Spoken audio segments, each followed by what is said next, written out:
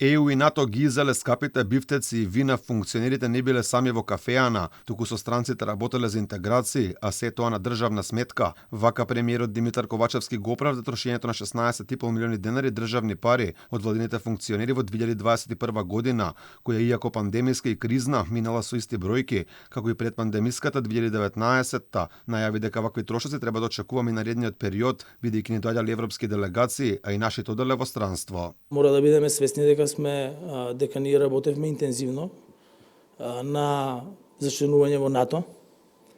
Имаше голем број на делегации кои што доаѓа на ниво на влада од НАТО со оглед на интеграцијата воена и политичка во НАТО сојузот. Истото сега се случува со европските интеграции.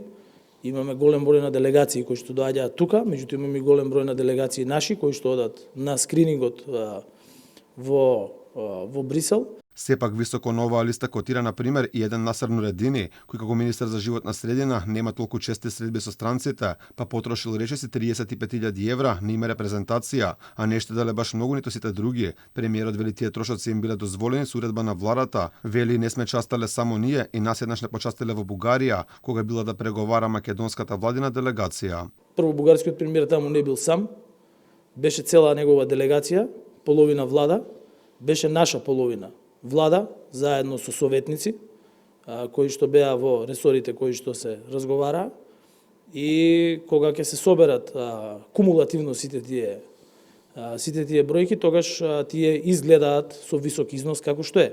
Најмногу пари потрошил министерот за надворешни работи Бујар Османи, вкупно 2.335.000 денари, за авиобилети 976.000, 472.000 за хотелски сместувања. Во 2021 се гоштевал и премиерот Димитар Ковачевски. Од позиција на тогашен заменик министер за финансии потрошил 70.000 денари, трошици за мобилен телефон и за услуги во државните мензи и бифеа, каде наменито има млад јунешки бифтек и јунешки рамстек, октоподи и останата морска храна, за кои владата плаќа 70.000 евра годишно.